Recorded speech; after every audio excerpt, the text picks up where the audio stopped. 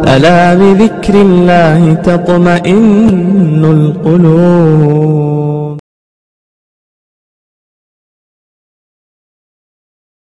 السلام عليكم ورحمة الله وبركاته. الحمد لله رب العالمين وهدانا بالكتاب المبين، والصلاة والسلام على سيد الأنبياء والمرسلين خاتم النبيين محمد بن عبد الله الأمين وعلى آله وصحبه أجمعين ومن تبعهم بإحسان إلى يوم الدين. أما بعد، أعوذ بالله من الشيطان الرجيم.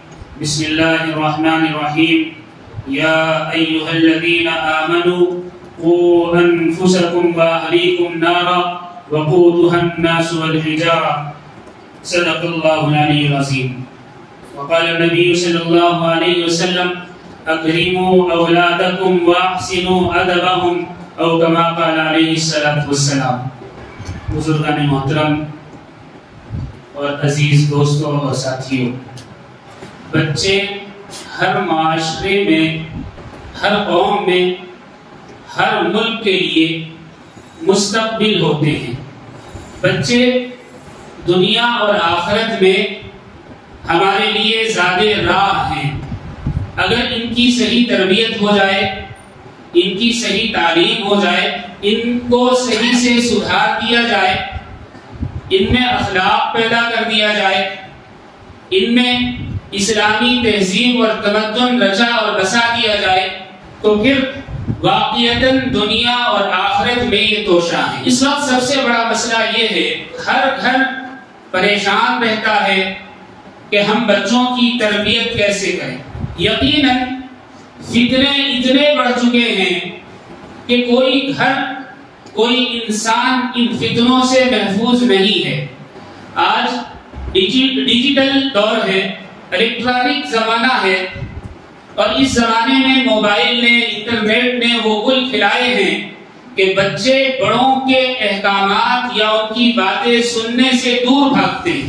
اسلام نے آج نہیں 1400 سال پہلے بچوں کی تربیت پر زور دیا اور وہ اصول مرتب کر دیے، اور اسلامی معاشرے کو وہ تہذیب بچوں کے متعلق دے دی کہ اگر ہم وہ اختیار کر لیں تو بچے ہمارے کنٹرول میں بھی ہوں، بچے ہماری بات بھی سنیں، اور اسلام جو چاہتا ہے اس لحاظ سے بچوں کی تعلیم اور تربیت بھی ہو جائے. نبی کریم علیہ السلام کی حدیث ہے، ترمذی میں روایت نقل کی گئی ہے کہ رسول اللہ صلی اللہ علیہ وسلم نے ارشاد فرمایا: باپ اپنی اولاد کو تحفے تحائف دیتا ہے، ان میں سب سے زیادہ افضل وہ تحفہ ہے کہ وہ اپنے بچوں کو ادب سکھا دے.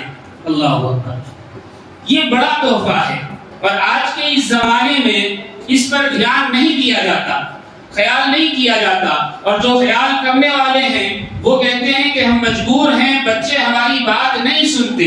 دراصل ہم نے اسلامی تعلیمات کو، بچوں کی تربیت کو جس طریقے سے رسول اللہ صلی اللہ علیہ وسلم نے، صحابہ کرام نے، تابعین نے، اور پھر بعد میں علماء کرام نے، صوفیاء اعظام نے اور بزرگان دین نے تربیت کا طریقہ سکھایا اور بتایا، ہم نے اسے بھلا دیا ہے. یہی وجہ ہے کہ بچے ہماری بات نہیں سنتے، اور پھر رونا رویا جاتا ہے کہ بچے وہ سب کچھ کرنے کو تیار نہیں جو ہم چاہتے ہیں. بھلا کہاں سے تربیت ہو جائے؟ نبی کریم علیہ السلام نے جب بھی کسی عورت کو بیعت کیا تو آپ علیہ السلام نے اس سے عہد لیا کہ میں اپنی اولاد کا قتل نہیں کروں گی، اللہ سے یہ عہد کرو. ظاہر سی بات ہے، زمانے جاہلیت میں مرد بچیوں کو قتل کر دیا کرتے تھے، لیکن اس میں عورتیں شامل نہیں تھی. مردوں کا یہ معاملہ تھا، اس زمانے میں جہالت تھی. لیکن رسول اللہ صلی اللہ علیہ وسلم نے عورتوں سے کیوں عہد کیا کہ اپنی اولاد کو قتل نہیں کروں گی؟ مطلب یہ ہے، محدثین اس کی تشریح یہ بیان کرتے ہیں کہ قتل سے مراد روحانی قتل ہے، اخلاقی قتل ہے. یعنی ان کی تعلیم، ان کی تربیت عورت صحیح طریقے سے انجام دے گی اور اس میں کوتاہی نہیں کرے گی. کوتاہی کرنا گویا روحانی قتل کرنا ہے. نبی کریم علیہ السلام کے ایک ایک قول سے، ایک ایک عمل سے معلوم ہوتا ہے بچوں کی اصلاح کس طریقے سے کی جانی چاہیے. آج سمجھنے کی بات ہے سیرت طیبہ سے، صحابہ کرام کی زندگیوں سے، اکابرین امت کے طریقے سے کہ بچوں کی اصلاح کس طرح کی جائے، بچوں کو سمجھانے کے چند اصول اور ضوابط ہیں، میں آپ کے سامنے رکھوں گا، انشاءاللہ تعالی بات سمجھ میں آئے گی۔ اللہ مجھے بھی اور آپ کو بھی عمل کی توفیق عطا فرمائے۔ بچوں کو سمجھانے کے چند اصول ہیں، نبی کریم علیہ السلام کی سیرت سے بھی اور صحابہ کی زندگیوں سے بھی جو معلوم ہوتا ہے، وہ پہلا اصول یہ ہے کہ والدین یا سرپرست بچوں کے حق میں سب سے پہلے خیر کی دعا کریں۔ آج یہ ہوتا ہے کہ برا بھلا کہا جاتا ہے اور گالی گلوچ دی جاتی ہے، بچے وہی سب سیکھتے ہیں۔ نبی کریم علیہ السلام نے جو سکھایا، سب سے پہلے یہ کہ بچوں کے لیے خیر کی دعا کی جائے، اور پھر دوسرا اصول یہ ہے کہ ان سے نرم بات کی جائے، اور تیسرا اصول یہ ہے کہ موقع محل دیکھ کر مناسب بات کی جائے، بے موقع کہیں بات کا اثر نہیں ہوتا، اور چوتھا اصول یہ ہے ان کی ذہنی سمجھ کے مطابق بات کی جائے، ایسا نہیں کہ مشکل الفاظ ہو، ایسا نہیں کہ ان کے ذہنی سمجھ اور عقل کے حساب سے زیادہ مشکل بات پیش کر دی جائے تو بچہ وہ سمجھے گا ہی نہیں، جب سمجھے گا نہیں تو عمل نہیں ہوگا۔ پانچواں اصول یہ ہے کہ واضح گفتگو ہونی چاہیے، اور چھٹا اصول یہ ہے کہ اسلامی کہانیاں انہیں سنانی چاہیے، تو پھر بچے ہمارے قابو میں آ جائیں گے۔ یہ اصول 1400 سال سے چلا رہا تھا، لیکن انٹرنیٹ کی دنیا نے اسے تباہ کر دیا۔ آج بچہ روتا ہے تو اس کے ہاتھ میں موبائل دے دیا جاتا ہے، تو یہ علاج نہیں ہے، یہ تو بیماری اور بڑھانا ہے۔ اور موبائل جو ہے، اللہ حفاظت کرے، یہ بیماری ہم میں بھی سرایت کر گئی ہے، میں بھی اس میں شامل ہوں۔ میں اپنے آپ کو پہلے کہتا ہوں، اس لیے کہ ہم جو کام کریں گے بچے وہی کریں گے۔ یورپ میں ایک عورت ٹرین میں سفر کر رہی تھی، لوگوں نے دیکھا کہ وہ عورت اپنے ساتھ ایک چھوٹے سے 5 سالہ بچے کو لیے ہوئے ہے، اور وہ 5 سال کا بچہ کتاب پڑھ رہا ہے۔ آج کے زمانے میں تصور ممکن ہے کہ بچہ موبائل کو چھوڑ کر کتاب اٹھا لے۔ لوگوں نے تعجب سے دیکھا اور کہا کہ آپ نے کیسی تربیت کی، آپ نے ایسا کیا بتایا اور کیا سکھایا کہ اس بچے نے موبائل چھوڑ کر کتاب اٹھا لی۔ اس عورت کی بات سمجھنے کی ہے، اس نے کہا کہ بچے کب ہیں جو سنتے ہیں؟ بچے کبھی نہیں سنتے، لیکن بچے نقل کرتے ہیں۔ میں نے موبائل رکھ دیا اور کتاب اٹھا لی تو بچے نے دیکھا کہ میری ماں موبائل نہیں لیتی، کتاب پڑھتی ہے، تو بچے نے بھی کبھی موبائل نہیں مانگا اور کتاب پڑھنے لگا۔ بچے تو نقل اتارتے ہیں۔ نبی کریم علیہ السلام نے بتا دیا کہ سب سے پہلے بچوں کے حق میں، اولاد کے حق میں، یا بچے جس کی سرپرستی میں ہوں، تربیت میں ہوں، اس کے لیے چاہیے کہ وہ سب سے پہلے ان کے لیے خیر کی، بھلائی کی، اصلاح کی دعا کریں۔ نبی کریم علیہ السلام کا ارشاد گرامی بھی ہے، دعاء الوالدی لولدہ کدعاء النبی لامتی، کہ والد کی اپنے اولاد کے لیے، اپنے بیٹے کے لیے دعا کرنا ایسا ہے جیسا نبی کا دعا کرنا اپنی امت کے لیے۔ اللہ اکبر۔ آج ہمارے ہاں دعا نہیں کی جاتی، گالیاں دی جاتی ہیں، تو بچے کیا سیکھیں گے؟ بچے کیا تربیت حاصل کریں گے؟ افسوس کی بات ہے، ہم نے نبی کے راستے کو چھوڑ دیا، پھر رونا رویا جاتا ہے۔ دعا کا یہ طریقہ، یہ صرف نبی کریم علیہ السلام نے نہیں بتایا، بلکہ تمام انبیاء نے اس کی تعلیم دی۔ حضرت ابراہیم علیہ السلام نے جب حضرت ہاجرہ اور حضرت اسماعیل کو مکہ کی وادی میں جہاں ایک تنکا نہیں اگا کرتا تھا، اللہ کے حکم سے چھوڑ دیا اور پھر وہاں سے پلٹے تو صفا کے پیچھے جا کر اپنی اونٹنی کو روکا اور دونوں ہاتھ اٹھا دیے اور دعا کی، اے اللہ میں نے اپنی بیوی کو، اپنے بچے کو آپ کے حفظ و امان میں دے دیا ہے، اے اللہ انہیں ضائع مت کرنا، اے اللہ انہیں رزق پہنچانا، اے اللہ ان کا ایمان سلامت رکھنا، اے اللہ ان کے جان کی، مال کی حفاظت کرنا، اور جب تک یہ نسل در نسل رہیں ان کی اولاد میں اپنا فضل و کرم نازل فرمانا، اور اے اللہ ان کو کھانے کے لیے میرے جات عطا فرمانا۔ حضرت ابراہیم کی وہ دعا، اور آج تک مکہ میں آپ دیکھیں گے ہر موسم کا پھل ہر مہینے اور ہر موسم میں ملتا ہے۔ یہ نہیں کہ کبھی کوئی پھل آ گیا کبھی کوئی نہیں، دنیا بھر کے پھل وہاں ملتے ہیں۔ حضرت ابراہیم کی خیر کی دعا اپنی اولاد کے حق میں ایسی قبول ہوئی، رہتی دنیا تک اللہ نے اس کو مقبولیت عطا فرمایا۔ باپ کا اپنی اولاد کے حق میں، سرپرست کا اپنے بچوں کے حق میں دعا کرنا نبی سے اور انبیاء سے ثابت ہے۔ نبی نے تاکید بھی فرمائی ہے، اور پھر دوسرا جو اصول ہے بچوں کو سمجھانے کا، بچوں سے بات منوانے کا، وہ ہے کہ ان سے نرمی سے بات کی جائے، سخت کلامی نہ کی جائے، نرم بات کی جائے.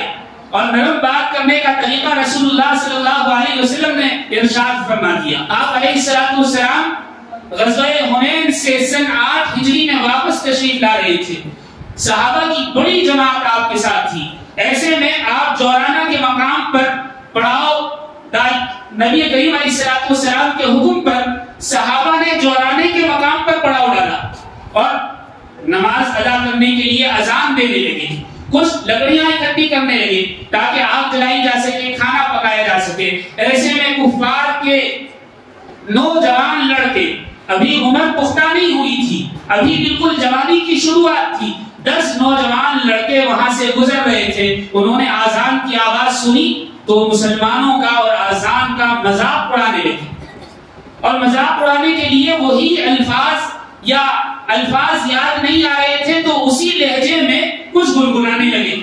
نبی کریم علیہ السلام نے ان کو دیکھا تو آپ علیہ السلام ان کے پاس تشریف لے گئے اور آپ نے فرمایا کہ تم میں سے سب سے اچھی آواز کس کی ہے؟ تو وہ خاموش رہے. ان میں سے پھر نبی کریم علیہ السلام نے پوچھا کہ بلند آواز کس کی ہے؟ تو بھی وہ چپ رہے. وہ سمجھے کہ ہمیں کہیں کوئی سزا نہ ملے. پھر آپ نے فرمایا نقل کون اتار رہا تھا؟ تو ان میں سے ایک نوجوان کی طرف دوسرے نوجوانوں نے اشارہ کیا جن کا نام ابو محذورہ تھا. نبی کریم علیہ السلام نے ابو محذورہ سے فرمایا کہ میں تمہیں الفاظ بتاتا ہوں، تم انہیں دہراتے جاؤ. ابو محذورہ کو نبی کریم علیہ السلام نے آذان کے الفاظ نہایت نرمی سے بتائے اور وہ نقل اتارتے گئے. جب آذان مکمل ہوئی رسول اللہ صلی اللہ علیہ وسلم نے ان کے منہ سے لے کر ناف تک ایسے ہاتھ پھیرا، اپنے دست مبارک پھیرا اور پھر ارشاد فرمایا اللہ تعالیٰ تمہارے منہ میں اور تمہاری آواز میں برکت عطا فرمائے. اللہ. ابو محذورہ کہتے ہیں کہ رسول اللہ صلی اللہ علیہ وسلم نے اتنی نرمی سے ارشاد فرمایا کہ میرا دل پگھل گیا اور میں اسلام کی طرف راغب ہو گیا. میں نے فوراً اسلام قبول کر لیا. فتح مکے کے بعد رسول اللہ صلی اللہ علیہ وسلم نے ابو محذورہ کو حرم مکی کا مؤذن مقرر فرما دیا. اور پھر صرف ایک نرم گفتگو کی وجہ سے کیا ہوا؟ ابو محذورہ کی نسل در نسل حرم مکی کی مؤذن رہی، یہاں تک کہ خلیفہ مامون رشید کا زمانہ آ گیا. مامون رشید کے زمانے میں ابو محذورہ کی نسل بند ہو گئی، یعنی کوئی بیٹا پیدا نہیں ہوا تو خاندان کے دوسرے لوگوں کو یہ ذمہ داری دے دی گئی. اور خلافت عثمانیہ کے ابتدائی زمانے تک، اب سے 300 سال پہلے تک ابو محذورہ کی اولاد نے حرم مکی میں آزاد تھی. ایک نرم گفتگو کی وجہ سے نسل کی نسل سنبھل گئی اور وہ اعزاز ملا. اللہ، ہم تصور نہیں کر سکتے. تیسرا اصول بچوں کو سمجھانے کا یہ ہے کہ موقع محل کی مناسبت سے بات کی جائے. بے موقع بات جو کہی جاتی ہے وہ بچوں پر اثر نہیں کرتی. جب بچہ غصے میں ہو، ٹینشن میں ہو، روتا ہوا ہو، اس وقت بات نہیں کہنی چاہیے. اگر بات کہتے ہیں تو بچہ ضد میں آ جاتا ہے. تو لہٰذا موقع تلاش کرنا چاہیے کہ بچہ کس وقت زیادہ ہماری بات سمجھ سکتا ہے، سن سکتا ہے اور سن کر عمل کیا جا سکتا ہے. اکابرین امت نے 4 مواقع ایسے بتائے ہیں کہ اس وقت بات کی جائے تو بچہ اسے توجہ سے سنتا ہے، دل اور ذہن میں بٹھا لیتا ہے، پھر اس پر عمل کرتا ہے اور ساری زندگی اسے نہیں بھولتا. نبی کریم علیہ السلام سے بھی ثابت ہے.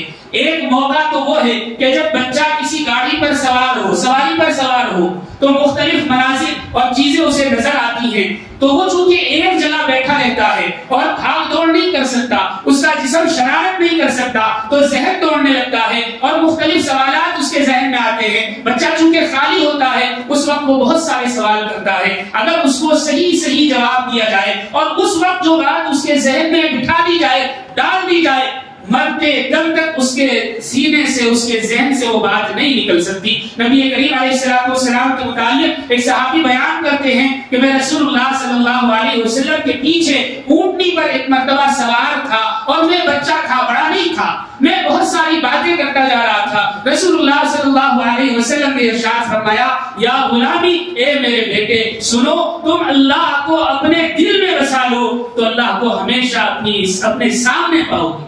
وہ صحابی کہتے ہیں آپ نے جب یہ بات کہی تو میرے دل اور دماغ میں اتر گئی اور ساری زندگی یہ بات نہیں۔ نبی کریم علیہ السلام کی تعلیمات سے ثابت ہوتا ہے کہ بچہ جب سواری پر سوار ہو تو اس سے نرمی سے بات کی جائے، اور جو بات کی جائے تو پھر اس کے ذہن اور دل میں بیٹھ جاتی ہے، پھر وہ نہیں نکلتی۔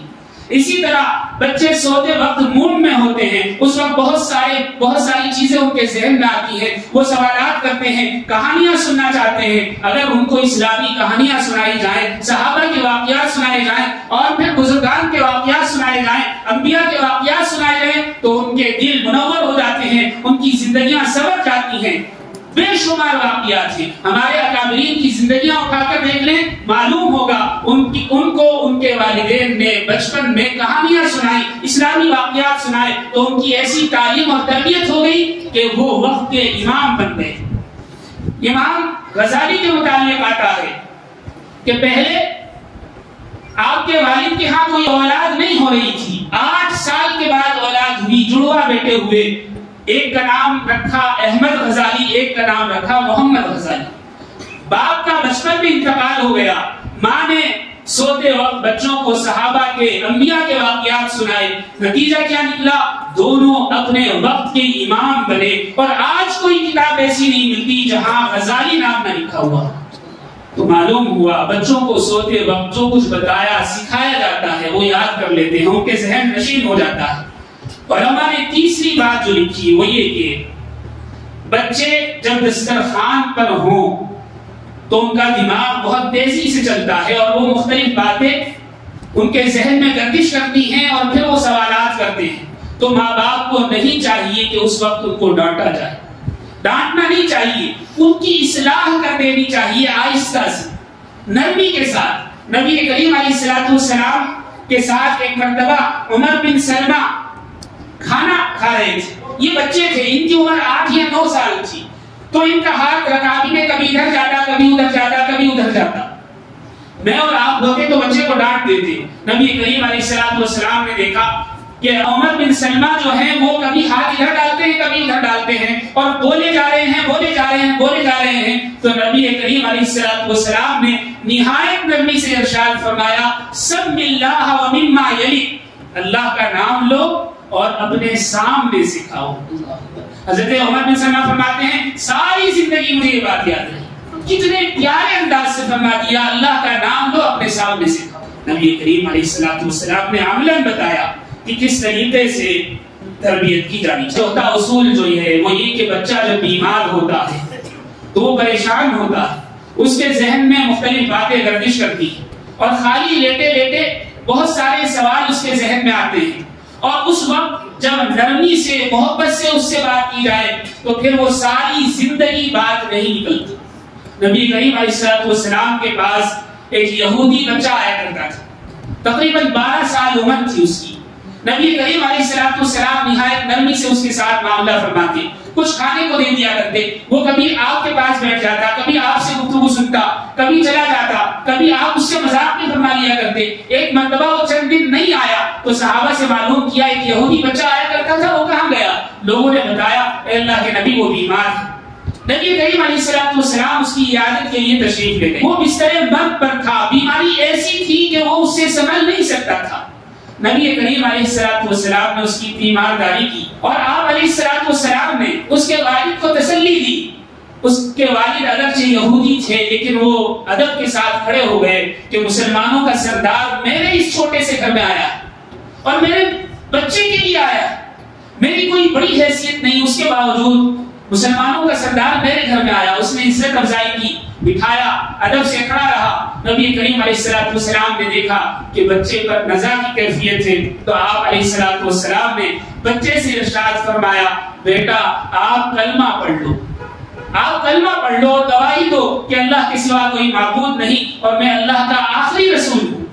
تو جب پیار سے بات آپ نے ارشاد فرمائی تو بیٹے نے، بچے نے اپنے باپ کی طرف دیکھا کہ کیا کروں۔ تو باپ چونکہ یہودی تھا اور علم رکھتا تھا کہ رسول اللہ صلی اللہ علیہ وسلم آخری نبی ہے، لیکن یہودی چونکہ ضد اسلام قبول نہیں کرتے تو اس نے اشارہ کیا کہ جو کہہ رہے ہیں کر لو. تو باپ کا اشارہ پا کر بیٹے نے کلمہ پڑھا اور روح پرواز. معلوم ہوا کہ جب بیماری میں پیار سے بات کی جائے تو بچے کے دل پر اثر کرتی ہے. آج ہم روتے ہیں کہ بچہ ہماری بات نہیں سنتا. بچے کو ہم سمجھانا ہی نہیں جانتے. علماء کرام نے، اکابرین نے اور سیرت میں جو اصول آئے ہیں، چوتھا اصول یہ ہے کہ بچے کی ذہنی سمجھ کے مطابق بات کی جائے. ایسا نہیں ہمیں جو طبیعت ہو وہ کہتے ہیں، ایسا نہیں. بچہ جو سمجھ سکتا ہو وہی بات کرے، اس سے زائد نہیں. اور وہ بالکل آسان الفاظ میں بات کریں تاکہ وہ سمجھ سکے، کنفیوز نہ ہو. نبی کریم علیہ السلام نے عملاً اس کا طریقہ بھی بتا دیا. اگر کوئی بات بچے سے پوچھی جائے اور وہ اس کو بتا نہ سکے تو اس کا مطلب یہ ہے کہ ہمارے پوچھنے میں فرق ہے، ہمارے معلوم کرنے میں کمی ہے. ہم وہ طریقہ نہیں جانتے جو بچہ سمجھ سکتا ہے.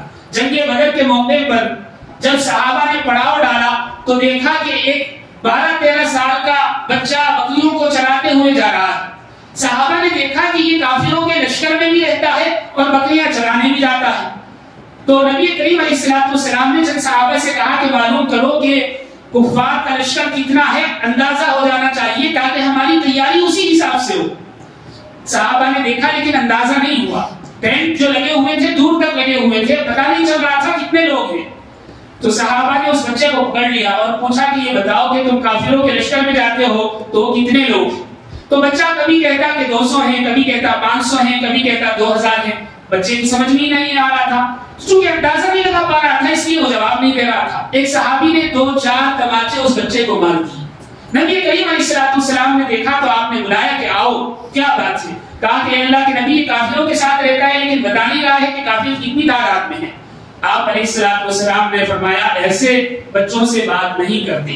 اور پھر اسے پیار سے بلایا، بٹھایا اور فرمایا کہ یہ بتاؤ بیٹے کہ کافروں کے یہاں جو کھانا پکتا ہے وہ کیا چیز زیادہ کھاتے ہیں؟ تو اس نے کہا کہ جانور ذبح کرتے ہیں، اس کا گوشت کھاتے ہیں. آپ نے فرمایا کہ اچھا یہ بتاؤ روزانہ کتنے جانور کاٹ لیے جاتے ہیں؟ تو بچے کو چونکہ گنتی زیادہ نہیں آتی تھی، کم گنتی سمجھتا تھا، تو بچے نے کہا کہ 9 یا 10. نبی کریم علیہ السلام نے فرمایا بڑا جانور 9 یا 10 کا مطلب یہ ہے کہ کفار کی تعداد 900 سے 1000 کے درمیان ہے. کیا طریقہ ہے، کیا طریقہ ہے. نبی کریم علیہ السلام کے پاس ایک بچی آئی، کافروں کے پاس سے آئی تھی، پتا نہیں تھا کہ مسلمان ہے یا نہیں، 10-11 سال عمر. تو آپ علیہ السلام نے پیار سے فرمایا، یہ نہیں کہا کہ آپ کلمہ پڑھو اسلام لاؤ، بلکہ پیار سے فرمایا کہ بیٹی یہ بتاؤ اللہ کہاں ہے، بیٹی بتاؤ اللہ کہاں ہے. تو اس بچی نے ہاتھ کی انگلی سے اشارہ کیا، بس ایسے زبان سے کچھ نہیں کہا. آپ علیہ السلام نے ارشاد فرمایا یہ بچی مسلمان ہو گئی، اس نے بتا دیا کہ اللہ آسمانوں کے اوپر. بچوں سے اس طرح گفتگو کی جائے کہ وہ بات سمجھیں اور ان سے ایسی بات معلوم کی جائے کہ ہم اس کو آسانی سے معلوم کر لیں. نبی کریم علیہ السلام کے پاس ایک سوڈان کی بچی آئی. آپ علیہ السلام نے دیکھا اس نے بہت اچھے کپڑے پہنے ہوئے ہیں. تو نبی کریم علیہ السلام نے ارشاد فرمایا کہ آؤ. وہ بچی سامنے آئی اور اس نے سلام کیا تو رسول اللہ صلی اللہ علیہ وسلم نے پیار سے اس کے سلام کا جواب دیا اور پھر فرمایا کہ تمہارے کپڑے بہت سنا ہیں، بہت سنا ہے. سنا سوڈانی زبان میں کہتے ہیں خوبصورت اور جمیل کو، اور عربی زبان میں کہتے ہیں حمد و ستائش کو، یعنی تعریف کو. تو آپ نے وہ لفظ استعمال کیا جو بچی اپنی زبان کا سمجھ سکتی تھی. اس لفظ کے سننے سے بچی اتنی خوش ہوئی کہ کھلکھلا کر ہنسنے لگی. اور پھر جب وہاں سے واپس ہوئی تو جا کر یہ ساری بات ہنستے ہنستے اپنے والدین کو بتائی. بچوں جیسی گفتگو کرنی چاہیے. 5واں اصول یہ ہے کہ بچوں سے صاف بات کی جائے، بچوں سے صاف بات کی جائے، کنفیوز نہ کیا جائے. ایک واقعہ سناتا ہوں، بات سمجھ میں آئے گی. ایک بچے نے اسکول سے آ کر ماں کو بتایا کہ میری پینسل گم ہو گئی ہے، کھو گئی ہے، مل نہیں گئی. تو ماں نے چپل اٹھائی اور بچے کو خوب مارا اور کہا کہ ابھی تو پینسل گرائی تھی، پینسل کہاں گئی؟ اب بچے کے دل میں خوف بیٹھ گیا. وہ خود کہتا ہے کہ میرے دل میں خوف بیٹھا. نتیجہ کیا نکلا؟ میں نے سوچا اگر پینسل گم ہوئی تو ماں پھر ماری. اور پھر میں نے کیا کام کیا، اپنے برابر میں جو کلاس میں بیٹھنے والا بچہ تھا کی پینسل چرا لی. پھر میں نے سوچا ایک پینسل چرائی ہے، اگر یہ گم ہو گئی تو کیا ہوگا، تو لہٰذا اور پینسل بھی چرانی چاہیے. تو اس نے ایک کر کے تمام بچوں کی پینسلیں چرا لی. لیکن پھر جب ایک کلاس ختم ہو گئی تو اس نے سوچا کہ ایک ہی کلاس سے پینسل چرائی ہے اور کسی کو پتا بھی نہیں چلا، اس میں مزہ نہیں ہے، کہیں اور بھی ٹرائی کرنا چاہیے. پھر اس نے ہاتھ مارنا شروع کیا پورے اسکول میں، اور پھر یہ عادت پختہ ہوئی، یہاں تک کہ تعلیم چھوڑ دی. تعلیم کے بعد وہ ڈاکو بن گیا اور بڑا نامی گرامی ڈاکو بن گیا. اس وجہ سے ماں کی ایک معمولی سختی کی وجہ سے، بے موقع سختی. ایسے ہی ایک اور واقعہ پیش آیا. ایک بچے کی پینسل گم ہوئی، وہ اسکول سے آیا اور آنے کے بعد اس نے بتایا کہ پینسل گم ہو گئی. ماں نے کہا کہ کوئی بات نہیں. پھر کیا ہوا، بچے نے کہا کہ میرے برابر میں جو بچہ بیٹھتا ہے اس نے مجھے اپنی پینسل دی، اس کے پاس ایک ایکسٹرا پینسل تھی، اس نے مجھے دے دی اور میں نے اپنا جو لکھنا تھا لکھ لیا، بات ختم ہو گئی.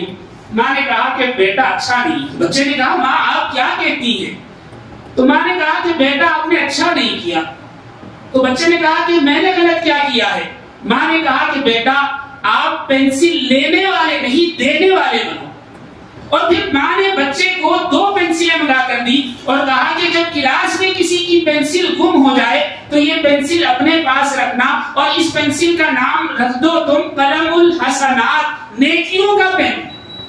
اور جب کسی کے پاس پینسل نہ ہو تو یہ تم پینسل دینا تاکہ تمہیں نیکیاں ملیں، اور جب یہ پینسل دو گے اور وہ لکھ لینا پھر اس سے واپس لے لینا تاکہ کسی اور کو دے سکو.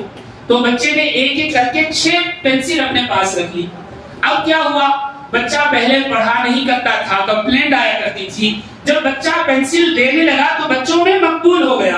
کچھ دنوں کے بعد استاد کو بھی پتا چلا کہ بچہ یہ پینسل دے دیا کرتا ہے. تو اس بچے سے دوسرے بچوں کو ترغیب دلانے لگے اور کہنے لگے ایسے بنو کہ دوسروں کے کام آئے. نتیجہ یہ ہوا کہ بچہ اسکول سے دلچسپی لینے لگا اور پھر اپنی کلاس میں ٹاپ آنے لگا. نتیجہ یہ نکلا کہ اعلیٰ تعلیم حاصل کر کے با اخلاق با کردار نکلا.